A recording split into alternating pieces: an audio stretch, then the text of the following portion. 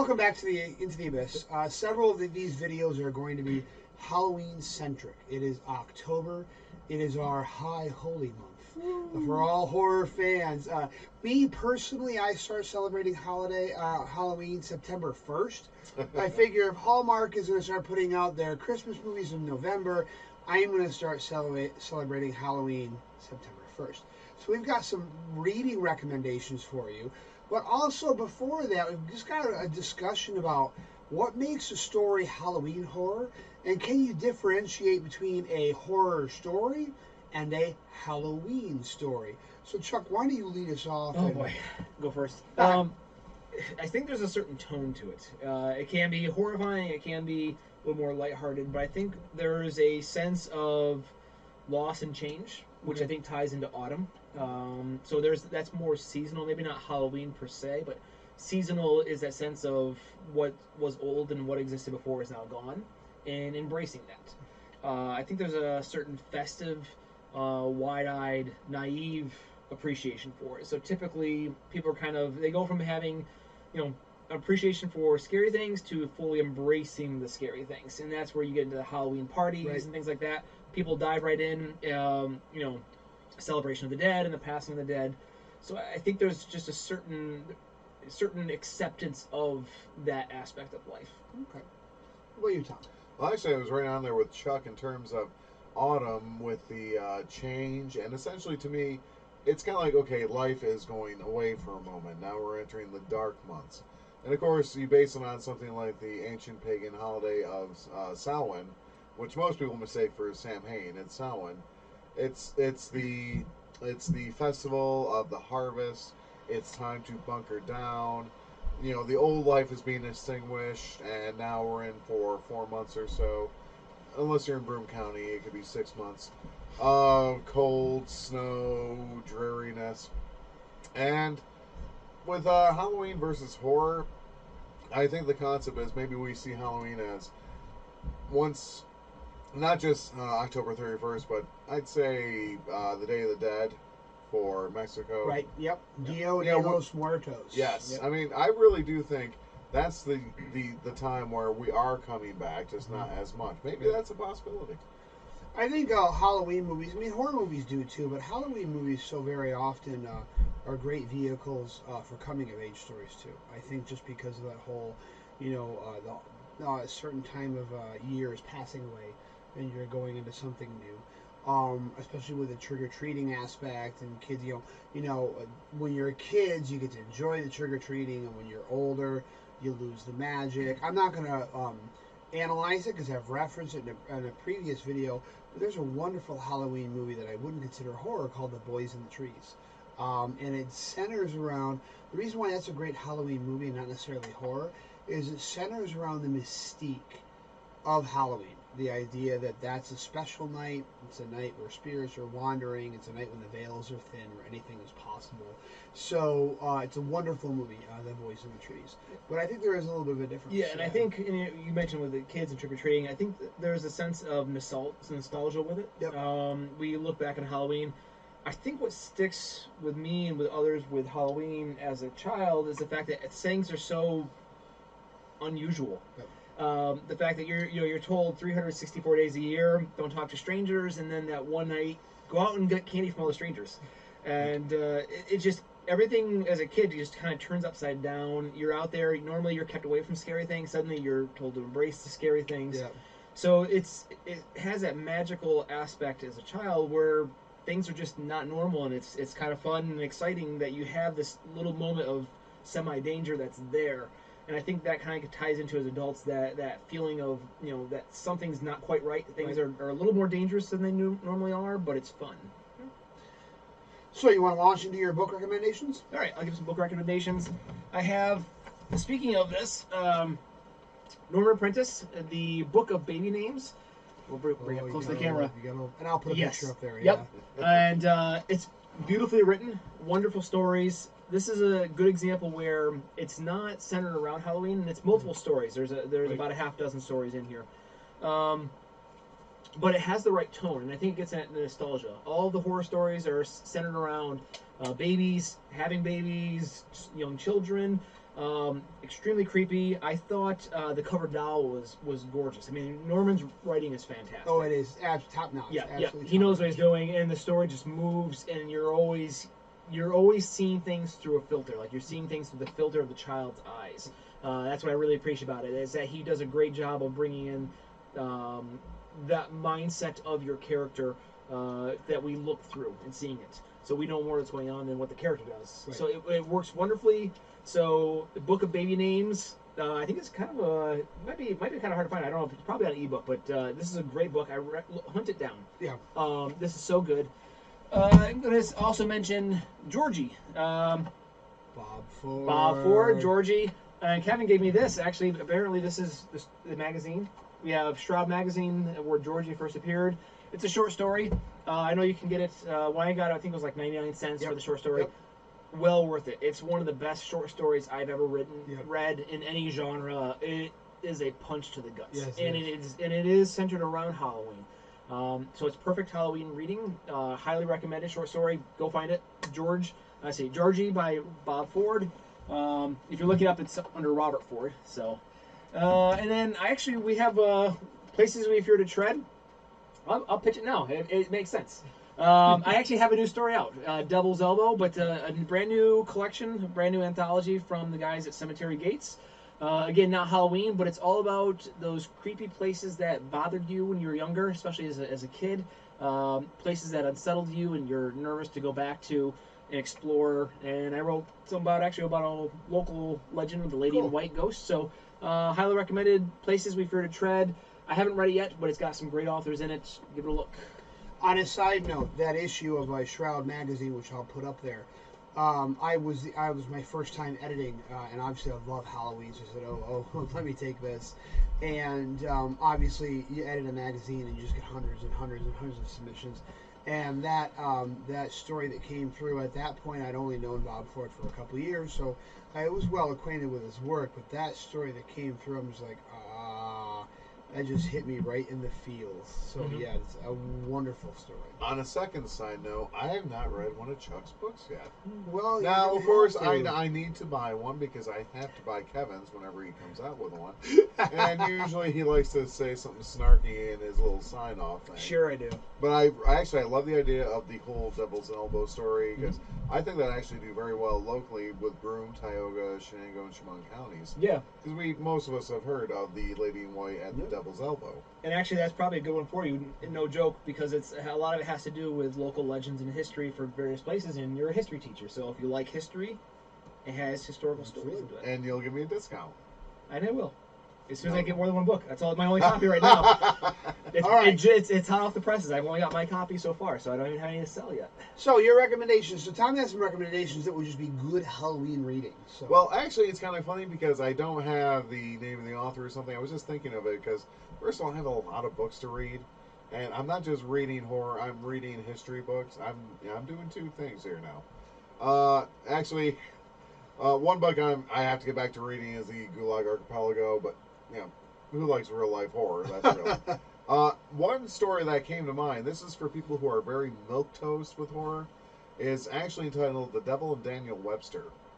Now, it's actually based on a historical figure, Daniel Webster, who was a politician from New Hampshire. He was known as part of the Great Triumvirate with Henry Clay and John Calhoun. These were three major political titans from the War of 1812 into the 1840s. They really represented trying to stop the conflict before the Civil War finally happened. But the story itself, it centers on a farmer who makes a deal with the devil to have 7 good years for his farm. And unfortunately, of course, 7 years go by and the devil is going to claim his soul. The farmer actually gets Daniel Webster to represent him in a trial. And some of you are thinking, wait, didn't The Simpsons do this? Yes, The Simpsons based it on this.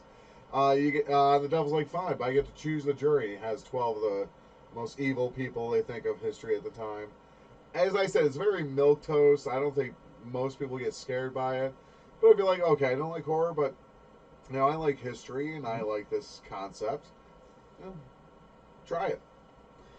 Okay, so I have a couple recommendations that are Halloween centric, and then just a couple that would be great to read for Halloween.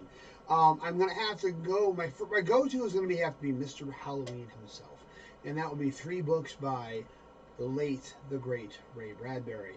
The first one I would recommend is Something Wicked This Way Comes. Oh, your favorite.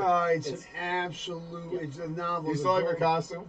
What? Your Oh yeah. costume. So one year, I'll judge you a picture here in a minute. So one year for Halloween, at school when we were still dressing up a lot, I dressed up as Mr. Dark, the Illustrated Man, and I literally found temporary tattoo paper that you could print off through your inkjet. So I just found, and it was temporary. So I had tattoos all up like this and like that, and like I said, I'll throw a picture up there. So I was Mr. Dark one year. Nice. But yeah, Something Wicked This Way Comes is a perfect example of like, it's not really horror.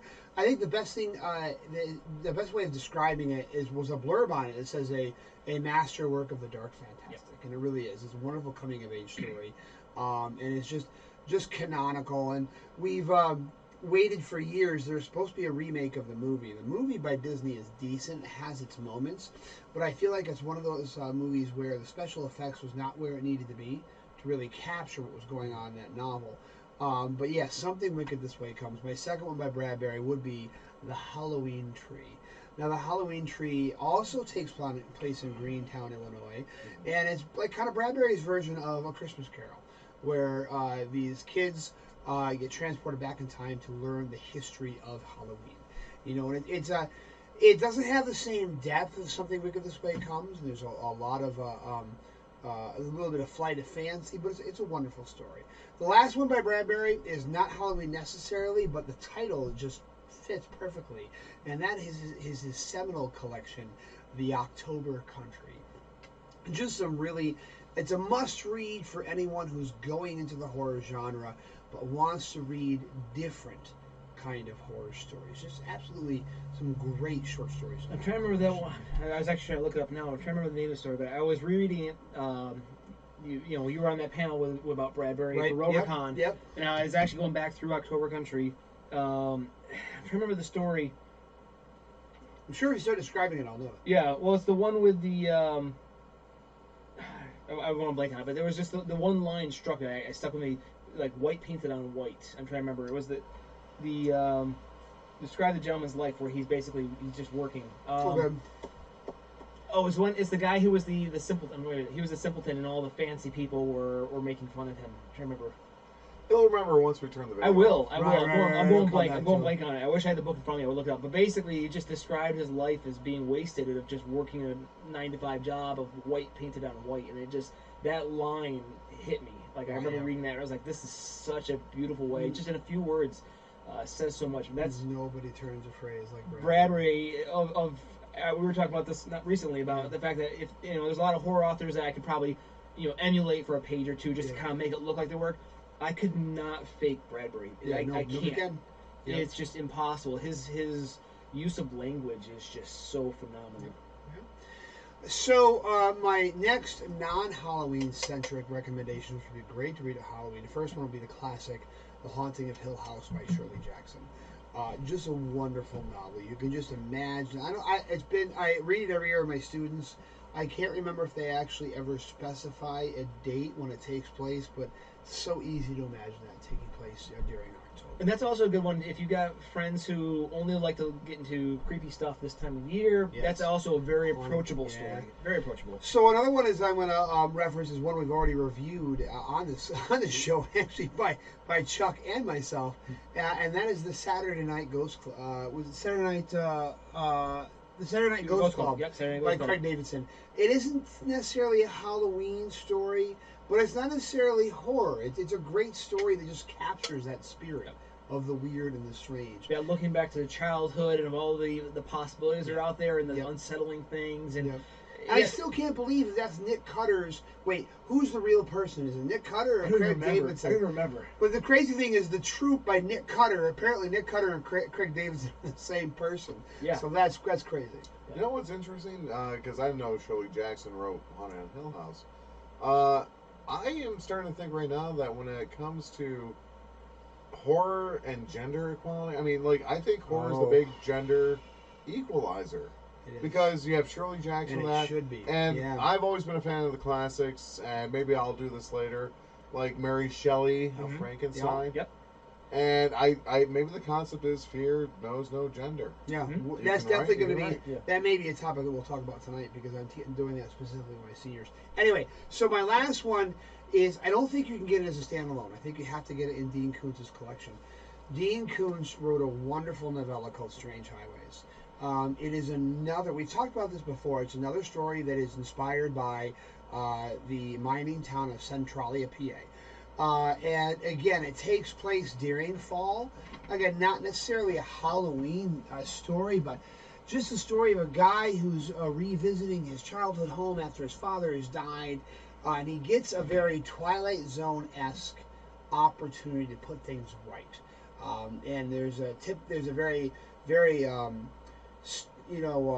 traditional good versus evil battle in that. You have to get it in the collection Strange Highways. I don't think it can be bought separately. But that's one of those ones I just wish would be made into a TV movie. Strange Highways by Dean Koontz.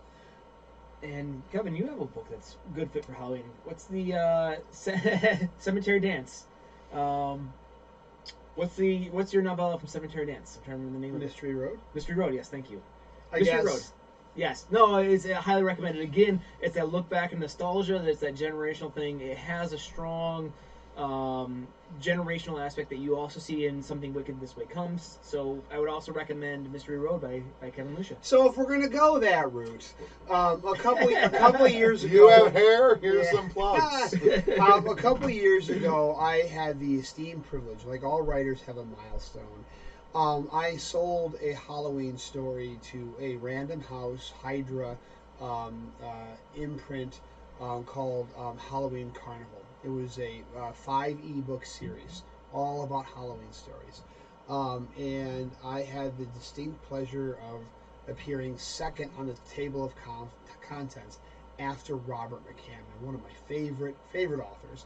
My story is called The Rage of Achilles, but there's so many other great stories in there by John Little, by Mark Gunnels, by Lisa. I'm going to say the name wrong. It's not Lisa Tuttle, it's somebody else. But Taylor Grant, Keelan Patrick Burke, so many people are in those collections. So Halloween, yes, it does include my story, but Halloween Carnival, an ebook collection that came out a couple years ago. Okay. All right, so those are our Halloween recommendations. Okay.